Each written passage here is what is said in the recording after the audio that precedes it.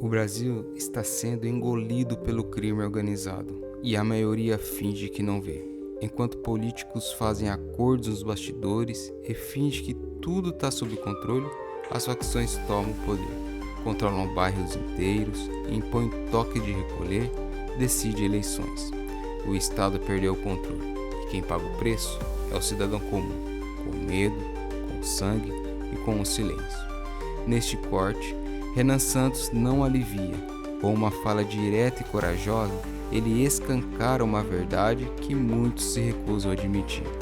O crime organizado virou um poder paralelo, armado, financiado, rico e pior, muitas das vezes protegido por aqueles que deveriam combatê-lo, seja por omissão, seja por conveniência. Não é exagero, não é teoria, é Brasil real. E essa realidade precisa ser enfrentada antes que seja tarde demais.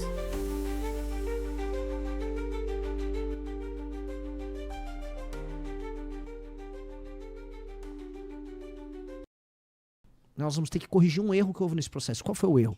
Nesse processo de favelização que a gente estava descrevendo, que estoura mesmo, 60, 70, 80, 90, houve uma ocupação política. O Estado não chegou lá. Quem chegou? Quem se auto-organizou? O tráfico.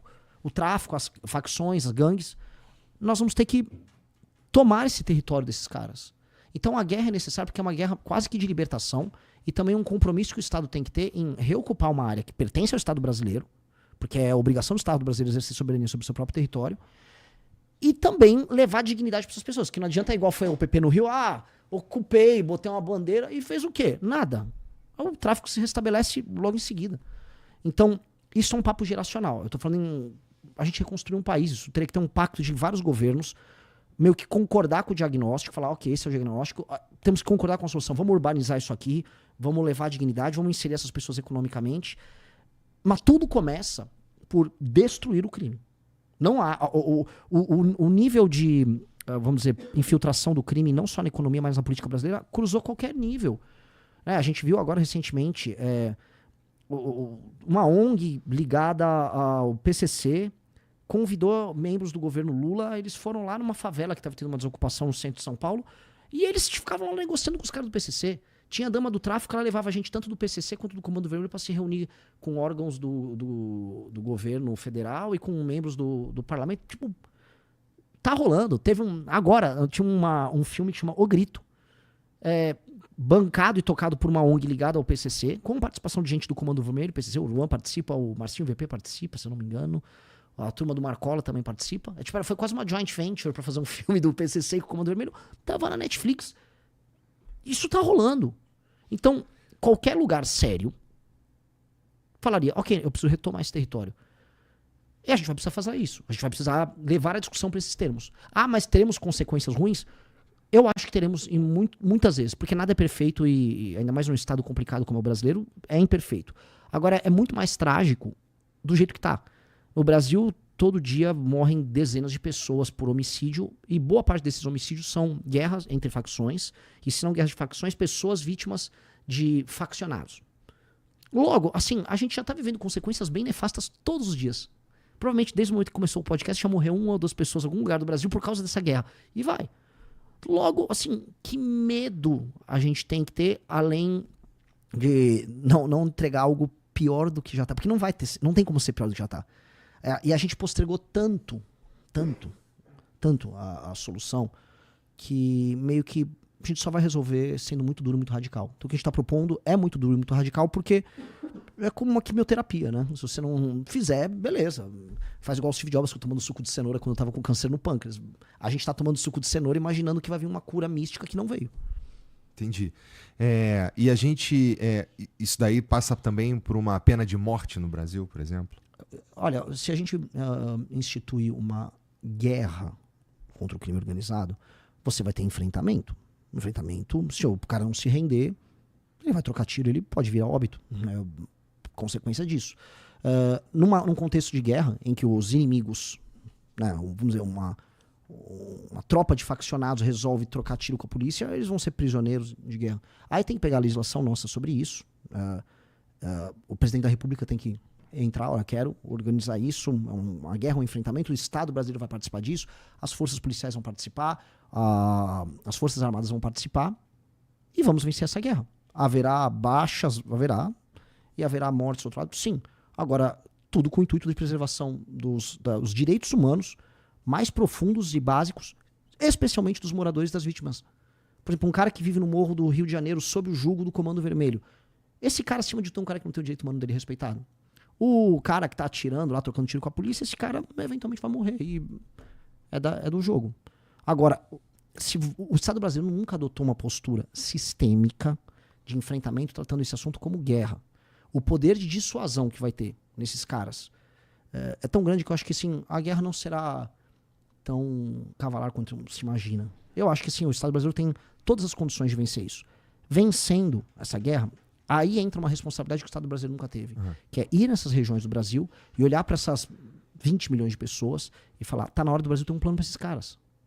A gente tem que olhar para aquela periferia, aquele arranjo favela. O que é o arranjo favela? Casas amontoadas, inexistência de saneamento básico, inexistência de propriedade. O cara não tem o título de propriedade da casa dele. Ah, foi uma invasão. Tá, o cara tá 20 anos aqui lá, 30 anos.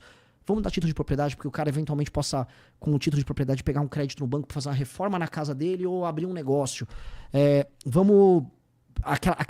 Como é que se diz? Aquela paisagem da favela em que você tem mini becos. Às vezes vai ter que pegar uns pedaços lá, vai cavar, fazer avenida, abre espaço, reloca algumas pessoas, constrói prédio. Outros tem que ter um plano de urbanização e adequação das casas, porque uma casa que às vezes não tem banheiro, não tem janela, vai ter que ter banheiro, tem janela. A fiação que está exposta vai ter que ser cuidada, vai ter que ter saneamento básico. O Estado vai ter que olhar isso, vai ter que ter escola boa lá, vai ter que ter um foco muito grande de ter escola boa, até porque o imaginário daquela pessoa, daquele menino que, por exemplo, vê o tráfico como uma possibilidade, tem que ser destruído.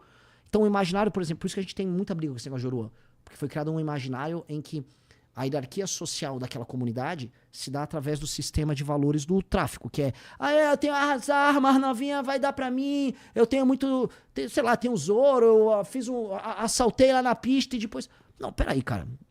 É isso que...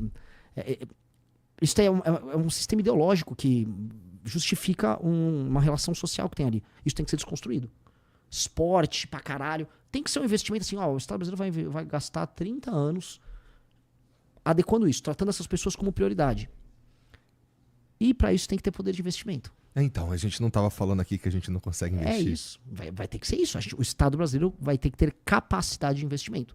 Então, se a gente não tiver reformas muito grandes que mexam no custeio desse Estado para abrir espaço para isso, a gente não vai fazer nada. Só que aí um presidente que propõe, eu vou acabar com o tráfico, eu vou passar rap em geral. E eu vou urbanizar essa porra. Você mora numa favela, você mora em Paraisópolis aqui. Cara, vocês vão ser a nossa prioridade do ponto de vista do investimento. Agora, me ajuda a enfrentar o juiz que ganha 200 pau por mês. Tem que ser esse o papo. Eu tenho que enfrentar o juiz que ganha 200 pau por mês. Eu tenho que cortar a mamata das emendas de 50 bilhões. Eu tenho que fazer caber no orçamento mais 200, 300 bilhões. A gente vai ter que achar aí. Né? Só da gente aumentar a credibilidade, os juros podem baixar. Você tem uma questão de dólar e real e tal. Você diminui o quanto você vai pagar dívida, a rolagem fica mais fácil. Você aumenta o espaço de investimento. E aí vamos investir certo. É isso, cara. Ou a gente nunca vai ser nada. Meio que assim, como país, a gente não tem nenhum sentido. Não tem nenhum sentido de ficar vivendo essa vida bizarra, tudo tem que ter grade. O gasto que a gente tem mensal de uma família brasileira com segurança e os comportamentos paranoicos que a gente adota, a gente já nem percebe mais que a gente naturalizou. Tipo, você tá na rua... Minha esposa não sai mais de aliança. Aí esconde o celular, é o vidro com se não tem... Não é cabelo, mas como é que chama aquele negócio? Não, a película. A película que tem que ter no vidro do carro. Toda a casa brasileira tem muro. Tipo, toda a casa brasileira tem muro. A gente nem percebe mais isso, porque se tornou até uma coisa, tipo, aquela casa tem um belo muro. Porra, por que tem a porra do muro? Por que tem aquelas janelas de aço que tem que ter um gradil para um cara não invadir ali? Então, vamos dizer, quanto do nosso dia e quanto do nosso orçamento a gente não gasta para se proteger de um crime? Ou seja, quanto do nosso PIB não é perdido, ou quanto de produtividade a gente não perde simplesmente com medo de ser roubado? A gente já nem se dá conta disso. E isso não é vida. Isso não é vida. Assim como o cara que é um entregador ou um cara que é Uber, que ganha pouco e rala pra caramba, olha no fim do mês e olha no fim de 2 anos de trabalho e fala, isso não é vida. E do jeito que tá, o sistema de incentivos hoje no Brasil, não vale a pena ser brasileiro. Eu entendo todo mundo tá indo embora. Não vale a pena. E a gente montou o partido, por isso que por que o partido chama missão? Porque é uma missão, um tiro curto.